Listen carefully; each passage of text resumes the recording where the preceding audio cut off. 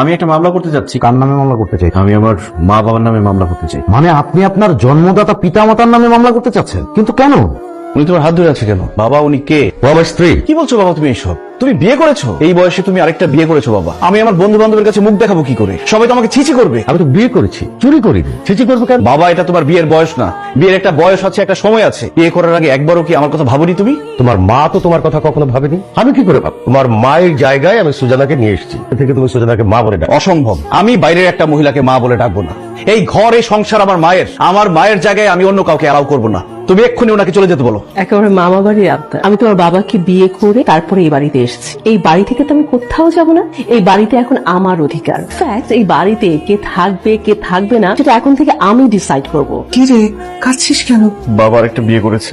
এখন বুঝতে পেরেছিস কেন এই লোকটা সংসার ছেড়েছিলাম? আমি সে একটা লম্পট। আমি যখন তার স্ত্রী ছিলাম তখনও সে একাধিকের সাথে সম্পর্ক করেছে। আমি বাধা দিয়েছি বলে আমার সাথে রাগারাগি মারামারি। আজকে আমার আর তোর জীবনে যা ঘটেছে এই সব কিছুর জন্য দায়ী ওই লোক। মাহিন, আমি কিন্তু বিয়ে করতে চাইনি বাবা। আমার বাবা আমাকে জোর করে বিয়ে দিয়েছে, কিন্তু এত বড় একটা ছেলে সে কি করে বিয়ে করলো? তার কি একটু লজ্জা করলো না? যে বাসায় তুমি থাকতে সেই বাসায় এখন আরেকজন মহিলা থাকবে, তাকে আমার মা বলতে হবে? আমি এটা ভাবতে পারছি না মা। ওই বাসায় আমি থাকতে পারবো না, আমার দম বন্ধ হয়ে যাবে। কি কয়েকটা দিন তোমার সাথে এই বাসায় থাকতে পারি? তুমি আমার মাথায় হাত বুলিয়ে দিবে। চুপ করে আছো কেন? তুমি এখানে থাকতে পারবে না। এটা আমার বাসা, কোনো এতিমখানা না যে তুমি এখানে থাকবে।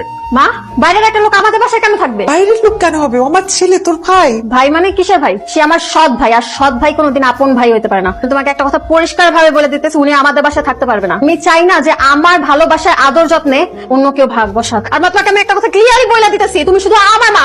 আমি তোমাকে অন্য কারোর সাথে শেয়ার করতে পারবো না। এই ছেলে, তোমার কোনো লজ্জা শরম নাই? তোমাকে এত কিছু বলা হচ্ছে, তারপরে তুমি এখানে দাঁড়ায় আছো? যাও এখান থেকে, চলে যাও। আর একদিন যদি ওকে এই বাসায় দেখি, আই জাস্ট ডিভোর্স ইউ। তুমি আজ থেকে মাহিনের সঙ্গে কোনো যোগাযোগ রাখবে না, তার সঙ্গে কোনো কথা বলবে না। কারণ মাহিন বাসারের ছেলে। তুমি তাকে দেখলে তোমার বাসারের কথা মনে হবে। আমার স্ত্রী তার আগের স্বামীকে নিয়ে ভাবুক, তার কথা মনে করুক, এটা আমি কোনোদিনও চাই না। তোমাদের প্রতিদিনের ঝগড়াঝাটি না আমার আর ভালো লাগতেছে না। তোমার পড়াশোনায় তো ক্ষতি হইতেছে। তুমি শুধু আমার মা। শোন, আমাদের তো ঢাকা শহরে অনেকগুলো ফ্ল্যাট আছে। যে উত্তরা 4 নম্বর সেক্টরে যে নতুন ফ্ল্যাটটা দিলাম না, আমি চাই তুই আগামীকাল থেকে ওখানে উঠে পড়। কেন? আমার বাসা ছেড়ে আমি অন্য ফ্ল্যাটে কেন থাকবো? তুমি কি ইনডাইরেক্টলি আমাকে বাসা থেকে চলে যেতে বলছো? তোমার এই বাড়িতে থাকার দরকার নেই, তুমি আলাদা থাকো। আমি আলাদা কেন থাকবো? আমরা হাজবেন্ড ওয়াইফ নতুন বিয়ে করেছি, আমাদের একটু প্রাইভেসি আছে না? প্লিজ এমন কথা বলবেন না। আমার মা অনেক আগে আমাকে ছেড়ে চলে গেছে। আমি একা হয়ে গেছি। তারপর বাবার মুখের দিকে তাকালে আমি একটু শান্তি পাই। আমি আমার বাবাকে ছাড়া থাকতে পারবো না। প্লিজ আমাকে একা করে দিবেন না। আমার আলাদা সংসার দরকার। আমি আমার সংসারে কোনো আগাছা চাই না। মুখ সামলে কথা বলেন। আমার বাবার বাড়িতে বসে বসে আপনি আমাকে আগাছা বলছেন? উড়ে এসে জুড়ে বসেছেন আপনি, আগাছা তো আপনি। এই বাড়িতে আমার জন্ম হয়েছে, এই বাড়ি ছেড়ে আমি কোথাও যাব না। বিয়াদব ছেলের সাথে আমি থাকবো না। তোকে যা বলেছি সেটা কর। বাবা তুমি এই অসভ্য মহিলার কথা